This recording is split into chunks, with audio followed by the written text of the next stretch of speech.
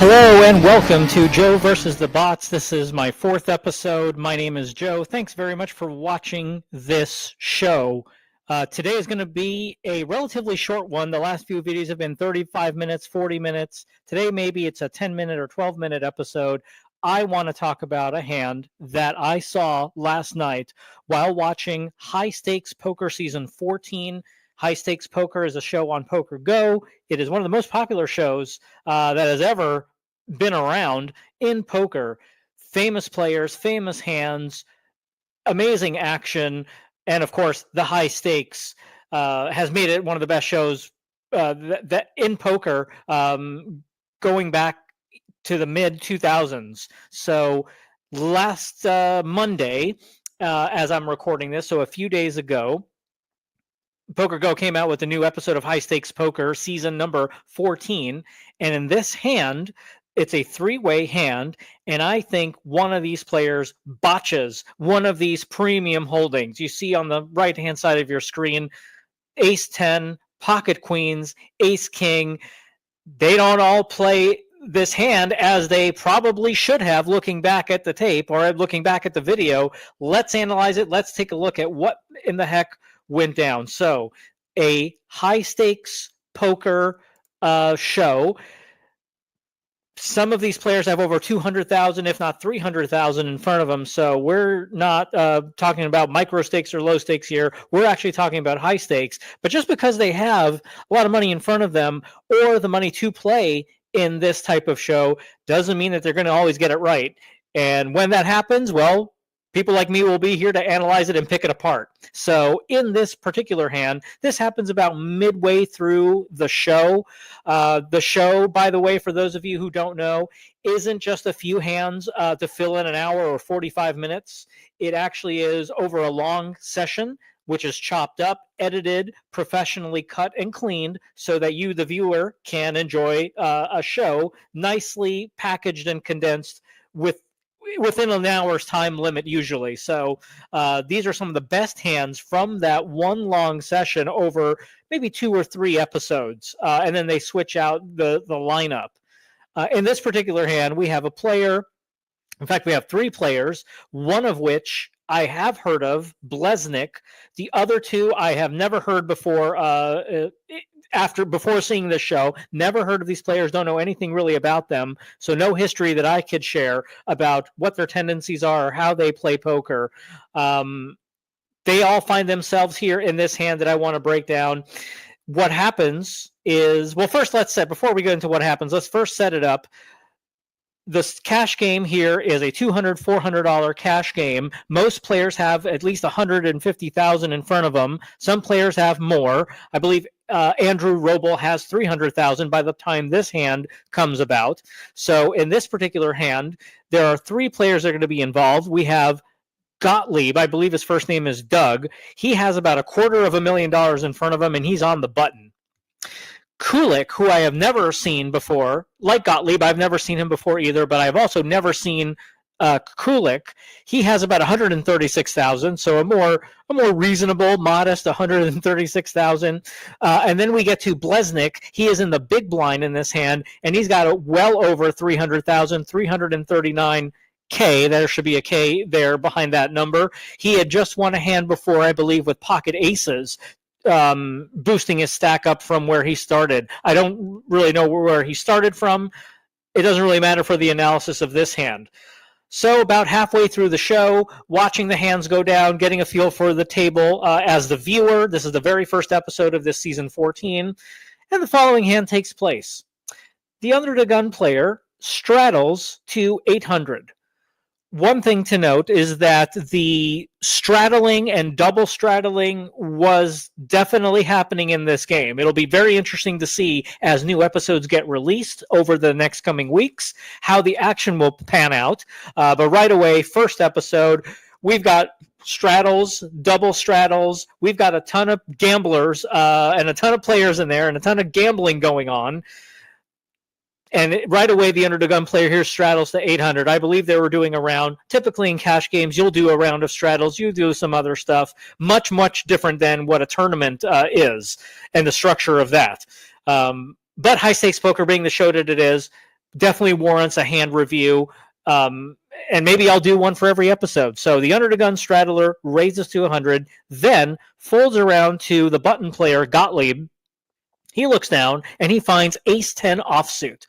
When folded to you, ace 10 offsuit, definitely want to be in there raising on the button. You can definitely call as well, but I like a raise. You have 2 offsuit cards. You want to protect your hand. You want to get some value from your hand, honestly, and put a little bit more money in the pot. You do have a nice ace, so you go ahead and raise it up, and that's exactly what he does. He goes ahead and raises it up to 2,500. Now, this is where the botching, if you will, starts to come into play. The player in the small blind, Kulik, who I don't know, so this is not a personal statement. I don't know this player. I've never played with him. Can't tell you anything about him other than he showed up here on this show a few nights ago. He's got ace-king offsuit.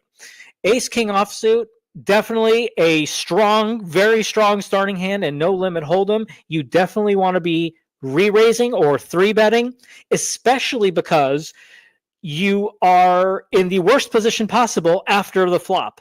You are in the small blind. You will literally act first on every street after the flop, meaning you have to decide first what you're going to do before your opponents act. You are at a positional disadvantage, so the one way that you can counteract that positional disadvantage is that you can raise your really, really good and premium starting hands. I think ace-king, Big Slick, sort of qualifies as a premium starting hand. He should be raising here, but instead, he just flat calls the 2,500 from the button. Just a flat call. Big long-term mistake, in my opinion. You give the opportunity, for example, the big blind player and the under the gun straddler to come along for the ride, and then you're four-handed with ace-king offsuit, where you really want to be isolating and getting it into a heads-up situation. You want to be raising this hand from this position when it folds around to the button and the button just raises. A lot of times, the button is just going to raise with anything. He's just going to use his button as leverage to put in a raise with any 2 random cards sometimes and see if he can get a couple of folds and take down the blinds and antes. That's the way that's a solid strategy. Button hand raising ranges, if you even want to look this up, are very, very wide. You want to be in there. So he could be in there. The button player, Gottlieb, could be in there with anything, happens to be in there with ace-10. Small blind player then picks up ace-king, and instead of raising like he calls.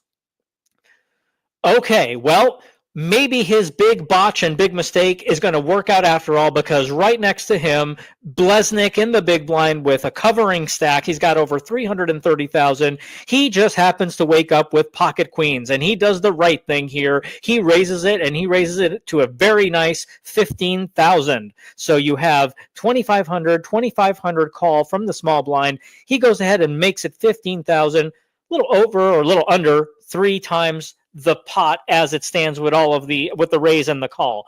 So 15,000, that's how you play a premium starting hand out of position, as he will be once the flop hits. So he raises it to 15,000.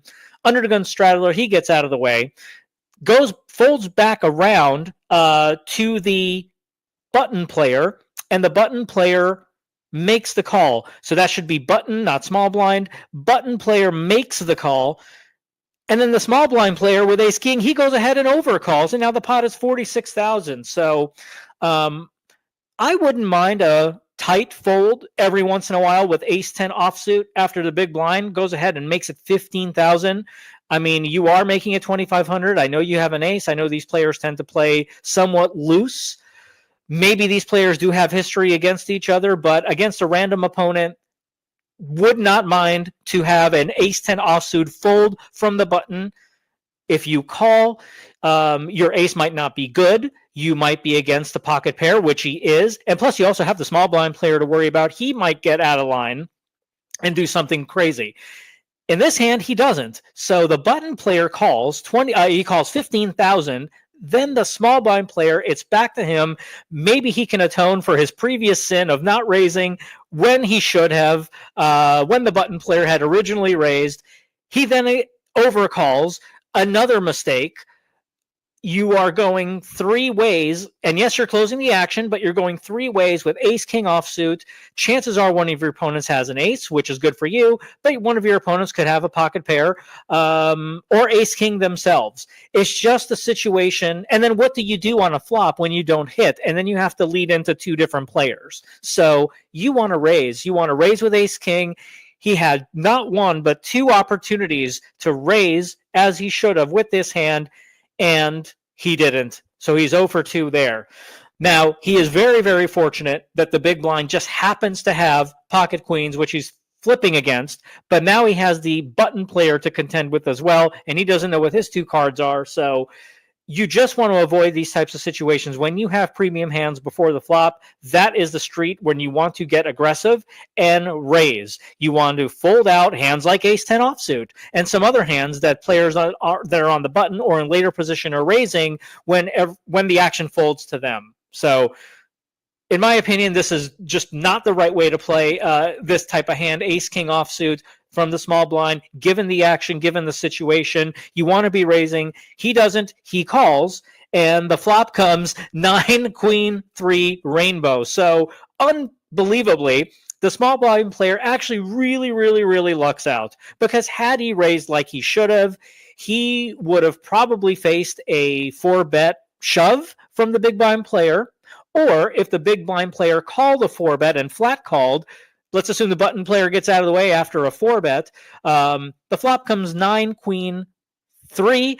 You're probably going to want to either lead out really small, or I've seen some players with ace-king just go ahead and rip it all in, which would have gotten snap called, and then he would have lost a much bigger pot.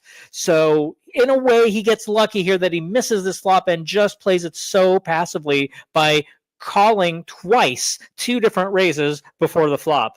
Flop comes 9, queen, 3. Now at this point, the small blind, he does check. That's what I would do too. I would just check when you miss, especially after calling twice. You're not the pre-flop aggressor. You want to check it to the pre-flop aggressor here in this situation almost 100% of the time. But the big blind then checks himself. And it's a great play because he has got the nuts for now. Maybe a draw like a jack 10 or a 10-8 or a king 10 of some sort is in there in one of these two small blind or a button player's hands, but you have the nuts. There are no flushes available yet. You have top set, great check, let somebody bluff into you, and then you can maybe check raise them or just call them down for value. So Blesnik goes ahead and checks after flopping top set. Button player also checks. He's done with the hand. He doesn't want to have anything to do with it. Maybe he feels somebody flopped something on him. He's got nothing himself. It didn't work out for him. He was hoping to maybe flop top pair, maybe flop a gut shot to a Broadway draw. That doesn't happen here. No flush draws even. These are the perils of playing these offsuit kind of aces. So he goes ahead and checks, which is the smart thing to do here in this situation. So goes ahead and checks. The turn brings the jack of clubs, a rainbow board, but there are draws available. So the button player now has an open-ended straight draw. Any king or any 8 would win him this pot. Small blind player who botched his ace-king pre-flop, he now flops a gut shot straight draw with a 10. A 10 would give him the best hand. He would have Broadway. He would have a straight. But right now, as of this situation, or as of this part of the hand, Blesnik with his 3 queens now has and still has the best hand. But that jack brings a lot of straight draw possibilities. A lot of people holding a 10, like the guy on the button is holding. So when this kind of card comes on the turn and the action checks through before, you do want to make a bet here. You do want to put pressure on people who are drawing. Not sure if it would have folded the button out of the hand, but you do want to put some pressure on there. Maybe somebody has a random king and is looking for a gut shot for a 10. Or maybe they do have a 10 and don't want to really see a large bet size. They want to draw for cheap. You flop top set. You have to get some money in here. But the turn action is also very interesting. It checks to the button player. So the small blind player with ace king, he goes ahead and checks. Smart move. Blesnik now checks. Maybe he suspects something is going on. Maybe he thinks somebody has a hand like an ace-10 or a 10-8. Or maybe he's waiting for someone to bluff so he can check raise. So guess what happens? So the button player does go ahead and bet 22,000, a little less than half pot. So we'll just call it half pot. Small blind player finally gets out of the way. The misery on this hand will end for that small blind player. He will not lose any more money because he finally folds his hand. Big blind player Blesnik here with top set, but with a scary jack that came on the turn, giving some straight draws or completing some straight draws. He doesn't check raise. He goes ahead and just calls. Very, very conservative. I would have liked a little bit of a raise from the big blind after the button player tries to go ahead and take it down. When the action checks through the flop, you still have top set. You still have a very strong premium hand. And I think you want to build this pot. And like I said before, get rid or put a lot of pressure on some of these draws that are looking for that straight card, because that straight card could come. And if you played live poker, you know that straight card is going to come if you don't bet. It's just Murphy's Law of stuff that can go wrong when you're playing poker. So I think when Blesnik looks back at how he played this hand, he's going to wish, or he's going to want to have had a bet here. But again, it works out because he does go ahead and check, and the player on the button bets 22,000. So who the hell am I to say he did it wrong? I think in the long term, you do want to bet here. You want to bet for value on this turn card. You don't want to let it check around again. You don't want to have a 4 to the straight. What if a 10 rolls off? What if a king rolls off? What if an ace rolls off? You are hating life with pocket queens in that situation. So go ahead and bet. Try to put some more money in the pot, if for anything, and if a blank card comes on the river, you can at least go for value or check it down and win a much nicer pot. But again, it just happens to work out. Maybe that's the theme of this hand. It just happens to work out for him. He has the button player bluffing into him, trying to take it down. It does work against a small blind player, but against the 3 queens, going to be much harder to get that to fold. He does go ahead and call, does Blesnik, with his 3 queens.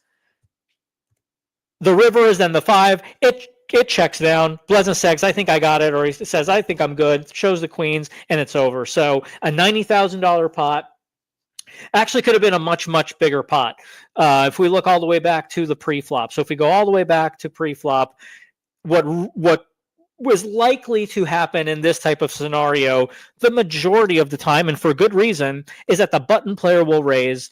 The small blind player will then make a big 3-bet because he's out of position. So maybe something like 12,000, maybe even 14,000, because you're in the worst possible starting position after the flop. You're out of position for the hand. You want to get money in now to define your hand, number 1, and number 2, get value and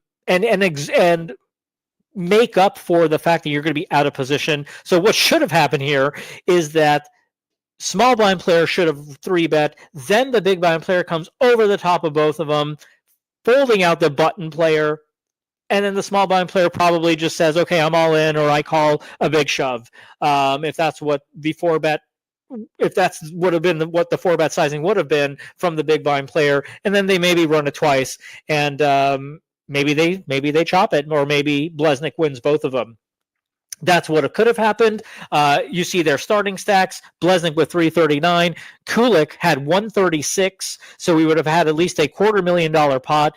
Maybe Gottlieb thinks, you know what, both of them are full of it. I'm gonna shove with my ace-10. That would have been really interesting, but that's not how it worked out. Small blind player winds up botching his hand, and it worked out in a way where Blesnik wins a very nice pot, a $90,000 pot. So play your premium hands strong before the flop. Don't get cute. Don't try to trap. Just go ahead and 3-bet or 4-bet if you have to. You will save yourself a lot of headaches and a lot of run bet in the future. So thanks for watching. See you guys next time.